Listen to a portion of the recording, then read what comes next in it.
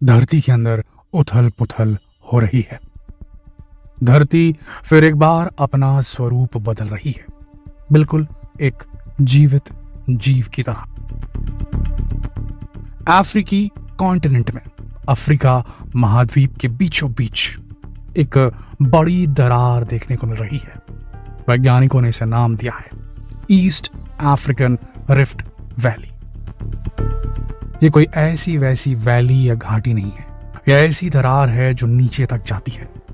Experts का मानना है कि अफ्रीका दो भागों में टूट रहा है और टूटकर एक हिस्सा भारत की ओर आकर्षित हो रहा है।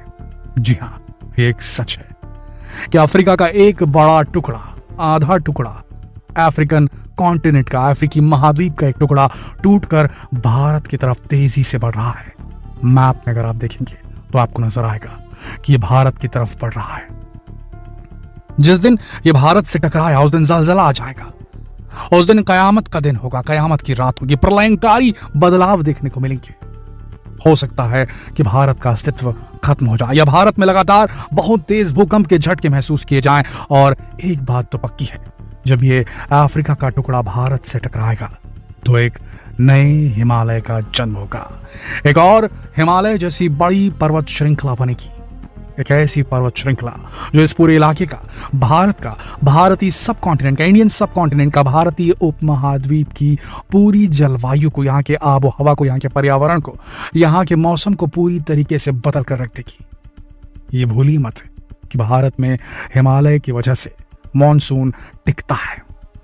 बारिश जो होती है, जो सर्दियां आती है, उसका सब कुछ लेना देना पहाड़ों से होता है, जंगलों से होता है। और हिमालय का एक बहुत बड़ा रोल है भारत में एक सेट मौसम के पैटर्न को चलाने का। तो एक और अगर हिमालय बनकर खड़ा हो गया भारत में, तो उसके बाद पूरी तरीके से जलवायु भारत की बदल सकती है। दोस्तों, पर घबराइए नहीं, ये बदलाव एक दिन में नहीं होने वाला, ये कुछ महीनों या कुछ सालों में नहीं होने वाला। करोड़ों साल लगते हैं ऐसे जियोलॉजिकल बदलावों को आने में। वैज्ञानिकों की माने तो इसमें पूरे 200 मिलियन साल लग सकते हैं, यानी कि 20 करोड़ साल लग सकते हैं। वैज्ञानिकों ने यह भी कहा है कि ये बदलाव, ये स्वरूप में चेंज, धरती का यूं बार बार अपने आप को तोड़ना और वापस से जोड़ना, ये युगों युगों से चलता आया है। ऐसा लगता है मानो धरती के अंदर भी जान है, धरती का भी एक दिल है जो इसके गर्भ में है, जिसे हम इनर कोर कहते हैं, जो कि बेहद गर्म है और लगातार घूम रहा है। पिघला हुआ मेटल का एक बहुत बड़ा गोला है इनर कोर, जिसके घूमने से ही पृथ्वी पर ग्रेविटी, गुरुत्वाकर्षण बल बना है शायद। और ये अंदर पिघला हुआ जो मॉल्टन कोर है, ये बाहर की तरफ आते आते धीरे धीरे न सिर्फ ठंडा होता जाता है, बल्कि उसके बाद ठोस होता जाता है। लेकिन जिस प्रकार अंदर ये मॉल्टन है, पिघला हुआ है, ठीक उसी तरह जब ये बाहर की तरफ आता जाता है तो बीच से बाहर आते वक्त जो इसकी दूसरी लेयर्स हैं धरती की, पृथ्वी की, वो थोड़ी नर्म है और वो मूव करती है। पिघली हुई चट्टानों का असर है, यानी कि धरती अंदर से घूम रही है गोल गोल गोल गोल, और साथ में घुमा रही है अपनी टेक्टोनिक प्लेट्स को। और इन टेक्टोनिक प्लेट्स के मूवमेंट की वजह से ही, और इनमें डिस्टरबेंस और इनमें टकराव की वजह से ही भूकंप आते हैं और बड़ी बड़ी दरारें पड़ती हैं। एक देश, एक द्वीप टूटता है और दूसरे द्वीप से टकरा जाता है। और ये पूरी प्रोसेस करोड़ों साल के अंतराल में होती है। बिल्कुल ऐसा है जैसे पृथ्वी जिंदा है, जीवित है, और ये अपने कपड़े बदल रही है या अपने आप को, अपने स्वरूप को बदल रही है, जैसे उसी प्रकार से। दोस्तों, आज से करोड़ों साल पहले धरती पर एक ही लैंड मास था, जमीन का एक ही टुकड़ा था। वैज्ञानिकों ने उसे नाम दिया है पैंजिया। जब धरती के अंदर उथल पुथल होने लगी, धरती का कोर घुमा, कोर के साथ सारी टेक्टोनिक प्लेट्स जो ऊपरी क्रस्ट की थी धरती की, वो भी घूमी, तो उसके बाद दरारें पड़ने लगी और उसके बाद अलग अलग कॉन्टिनेंट्स, सब कॉन्टिनेंट्स, महाद्वीप, उपमहाद्वीप और अलग अलग महासागरों का निर्माण हुआ। उस वक्त बताया जाता है कि भारत ईस्ट अफ्रीका के नजदीक था, उससे चिपका हुआ था। जब दरार पड़ी तो भारत टूटकर अलग हो गया। अगर आप गौर से कोस्ट लाइंस को देखेंगे, यानी कि तटरेखा को देखेंगे भारत की और अफ्रीका की, ईस्ट अफ्रीका की खासकर, तो आपको नजर आएगा कि बिल्कुल जिक्सा पजल की पहेली की तरह ये दोनों भाग एक दूसरे में जाके समा सकते हैं, यानी कि इनके बॉर्डर्स एकदम ऐसे हैं जैसे जिक्सॉ पजल की दो पहेलियां आपस में एक साथ खांचे में सेट हो जाती हैं, बिल्कुल वैसे। इससे साफ जाहिर होता है कि भारत अफ्रीका से टूटकर अलग बना है। भारत आज से 250 मिलियन साल पहले अफ्रीका के साथ था और वहां से टूट करके ये यूरेशियन प्लेट से टकराया। जब ये यूरेशियन प्लेट से टकराया तभी लद्दाख के अराउंड एक बड़े हिमालय पर्वत का निर्माण हुआ। दोस्तों, बताया जाता है ये जो हिमालय पर्वत है ये सबसे यंगेस्ट माउंटेन है पूरी दुनिया का, सबसे जवान, सबसे नौजवान पहाड़ है जिसमें अभी भी बदलाव हो रहे हैं। इन उस टक्कर का असर अभी भी बना हुआ है। इसी वजह से हिमालय हर साल कुछ इंच ऊपर होता जा रहा है, उसकी हाइट बढ़ते जा रही है। ये बदलाव अभी भी जारी है और अब वैज्ञानिकों ने खोज निकाली है एक बहुत बड़ी दरार है, एक ऐसी दरार जो कि अफ्रीकी सब कॉन्टिनेंट को दो भाग में तोड़ रही है। युगांडा, तंजानिया, कीनिया, इथोपिया, ये सारे देश इस दरार के दायरे में आ रहे हैं। इन चारों देशों को क्रॉस करके दरार जा रही है और बताया जा रहा है कि अफ्रीका के नीचे एक नई प्लेट बनी है, टेक्टोनिक प्लेट, जिसे नाम दिया गया है नियोबियन, और उसके नीचे एक पुरानी प्लेट है सोमालियन प्लेट। जी हाँ, बताया जा रहा है कि सोमालियन प्लेट पूरी तरीके से टूट रही है और बताया जा रहा है कि पूरे अफ्रीका में जो नियोबियन नई प्लेट है वो बनी रहेगी और सोमालियन प्लेट टूटकर अफ्रीका को पानी में धक्का दे रही है और वो तैरकर भारत से कोलाइड होने के लिए आगे बढ़ने वाला है। ये सारे बदलाव होंगे तो करोड़ों सालों में, लेकिन जब होंगे तो बहुत बड़ा बदलाव आएगा धरती पर। अब देखने वाली बात यह है कि आज से 20 करोड़ साल बाद क्या हम जीवित रहेंगे।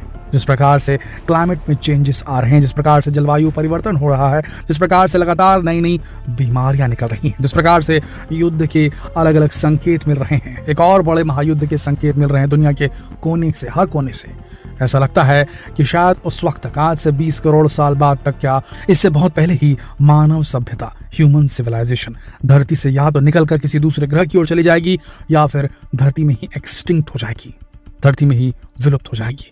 कोई इंसान नहीं बचेगा और ना ही किसी भी सभ्यता के कोई अवशेष बचेंगे।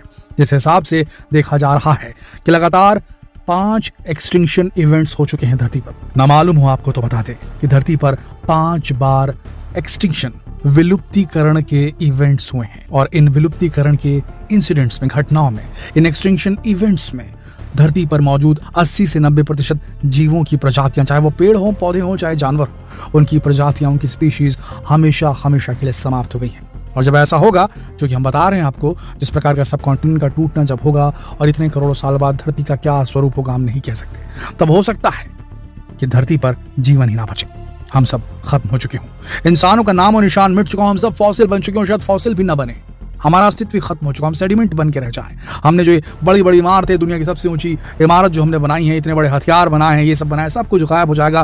कोई नहीं जानेगा कि धरती पर कभी मानवों का वास हुआ करता था और शायद फिर एक बार सृष्टि जीवन को जन्म देगी। हो सकता है इस बार धरती पर ना दे, किसी और ग्रह पर दे। हमें तो ऐसा लगता है दोस्तों कि हर ग्रह का अपना एक जीवन काल होता है, जो कि वैज्ञानिक भी कहते हैं कि हर ग्रह का अपना एक जीवन काल होता है। सिर्फ ग्रहों का नहीं, तारों का भी जीवन काल होता है, उनकी भी एक पीरियड रहती है। पहले वो बहुत गर्म होते हैं, फिर ठंडे होते चले जाते हैं, फिर एकदम सूक्ष्म हो जाते हैं और एक ब्लैक होल में तब्दील हो जाते हैं। ठीक उसी प्रकार के ग्रहों का भी एक जीवन काल होता है। तो क्या लगता है आपको, क्या ये सारे ग्रह अपने आप में एक जीव हैं जिन्हें हम अब तक समझ नहीं पाए, और इन बड़े बड़े विशालकाय जीवों के ऊपर हम पल रहे छोटे छोटे बैक्टीरिया जैसे जीव हैं, सूक्ष्म जीव धरती के लिए, जो धरती की आबोहवा को खराब कर रहे हैं, उसके अंदर बीमारियां पैदा कर रहे हैं, जिससे उसका वातावरण खराब होता है और आखिरकार उसे अपने आप को बदलना पड़ता है, और साथ में हम जैसे कीटाणुओं को, हम जैसे बैक्टीरियाज को खत्म कर देती है धरती अपने बदलाव, अपने स्वरूप के बदलाव के उस प्रोसेस में। क्या आपको ऐसा महसूस नहीं होता दोस्तों? बहरहाल वैज्ञानिकों का यह मानना है जब अफ्रीका का पुराना सोमालियन प्लेट टूट जाएगा और पूरे अफ्रीका में नियोबियन प्लेट बना रहेगा, तब ये सोमालियन प्लेट वाला अफ्रीका तैर कर भारत की तरफ आएगा और टकराएगा भारत से और एक नई पर्वत श्रृंखला को जन्म देगा, जिसका नामकरण अभी से वैज्ञानिकों ने कर दिया है, जिसका नाम रहेगा सोमालियन माउंटेन्स। हिमालय की तरह एक सोमालियन माउंटेन रेंज होगी पूरे भारत की कोस्ट लाइन पे, जो कि अब एक पहाड़ बन चुका होगा और ये पहाड़ बताया जा रहा है कि हिमालय से भी बेहद ऊंचा होगा। दोस्तों, टेक्टोनिक प्लेट्स के मूवमेंट से ही भूकंप आते हैं। जब एक भारी टेक्टोनिक प्लेट एक लाइट टेक्टोनिक प्लेट से टकराती है तो भारी टेक्टोनिक प्लेट्स नीचे चली जाती है और लाइट टेक्टोनिक प्लेट जो होती है वो ऊपर की तरफ उठती है, और तभी पहाड़ों का निर्माण भी होता है और भूकंप भी आते हैं।